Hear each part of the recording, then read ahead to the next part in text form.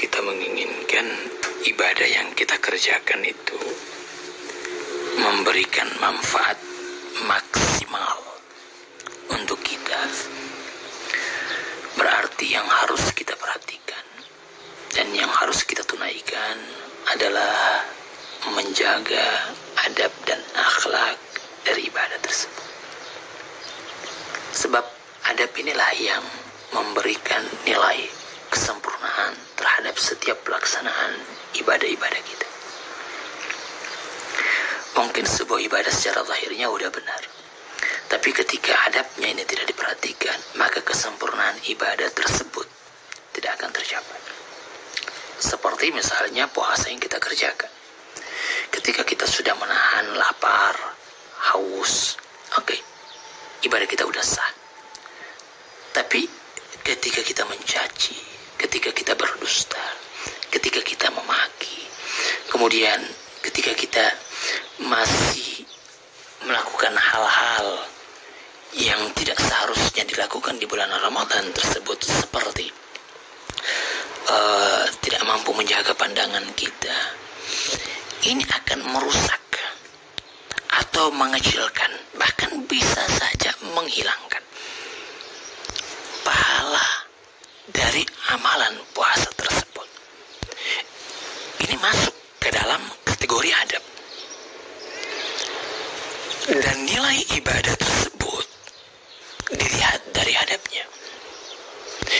Nilai seseorang dilihat dari adabnya, akhlaknya.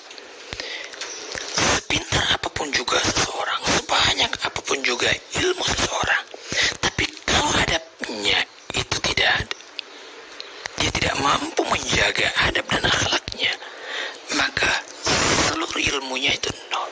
Tidak menjaga tata krama, cara berbicara, sombong dengan ilmunya, makanya ini tidak akan bermanfaat sama sekali.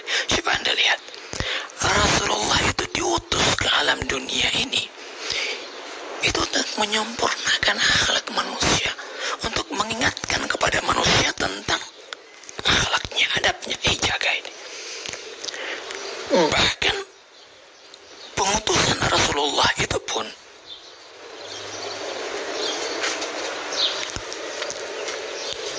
itu karena untuk menyempurnakan akhlak. Bu'istu liutammima makarimal akhlak wa ma arsalnaka illa rahmatan lil alamin. Jelas, untuk memberikan rahmat, kasih sayang kepada orang-orang yang ada di sekitarnya. Dan itu berhubungan dengan adab, dengan akhlak. Bahkan ketika Rasulullah dalam dakwanya, walaupun yang dia katakan itu benar,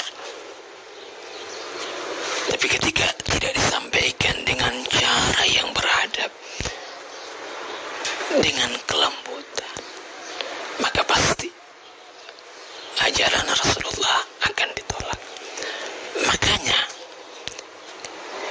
terkadang ada orang yang menolak kita, yang menolak ucapan kita, nasihat kita, itu bukan karena apa yang kita sampaikan itu salah. Ini harus difahami.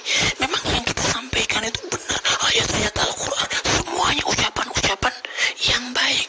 Tetapi tanpa kita sadari, karena cara penyampaiannya kita itu tidak pas, tidak tepat, malah menyakiti hati orang lain. Orang lain menolak, dia tidak menolak kebenaran, dia terima. Memang benar apa yang kita sampaikan itu, tapi karena disampaikan dengan cara yang tidak benar, dia tolak. Makanya terkadang ajaran-ajaran Islam itu ditolak oleh orang, bukan karena ajarannya, tapi karena orang yang menyampaikan. Tanpa kita sadari, kita yang menjadi hijab antara Allah dengan hamba-hambanya yang lain. Anda mungkin pernah mendengar kisah Nabi Musa dengan seorang gembala. Seorang gembala yang begitu antusias dalam ibadahnya, dalam sujud dan rintihannya, dia memanggil nama Tuhannya, tapi dengan panggilan-panggilan yang sangat manusiawi. Dia memisal Misalkan Allah itu seperti seorang manusia. Ya Allah, seandainya kalau Engkau ada di sisiku, aku akan melayani dirimu. Aku akan menyiapkan ini dan itu. Dia mengandaikan Tuhan itu seperti manusia. Ketika Nabi Musa mendengar ini, dia datang, Allah itu bukan seperti yang Engkau sampaikan, Engkau salah. Allah menolak dirimu. Akhirnya orang ini ketika mendengar ucapan Nabi Musa, dia merasa berdosa. Ya Allah, ternyata saya sudah melakukan sesuatu yang tidak benar. Ini ucapan dari Nabi Musa, dari utusanmu. Sehingga dia bersedih. Ternyata selama ini ibadahnya dia salah. Tidak lama kemudian Nabi Musa mendapat pesan dari Allah. Wahai Musa, kenapa engkau menjauhkan seorang hamba dariku? Aku senang mendengar rintihan-rintihannya. Aku tidak peduli apa yang dia sampaikan tentangku, tapi aku lihat apa yang ada di dalam batinnya. Itu keseriusannya, keinginannya, kecintaannya. Ini yang Allah lihat. Terkadang mungkin kita salah. Mungkin terkadang kita tidak mampu melaksanakan perintah Allah dengan benar. Kita memang lemah dan Allah tahu kelemahan kita. Tapi karena memang kita serius, memang kita ingin dekat dengan Allah. Tapi inilah kemampuan saya, ya Allah, terbatas. Saya tidak punya apa-apa, tapi saya hanya punya cinta, saya hanya punya kerinduan. Kata Allah, cukup itu.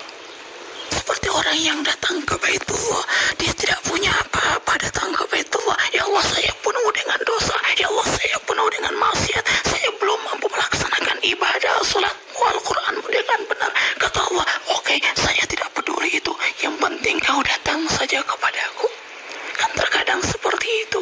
Jangan kita ini menjadi hijab dengan orang lain.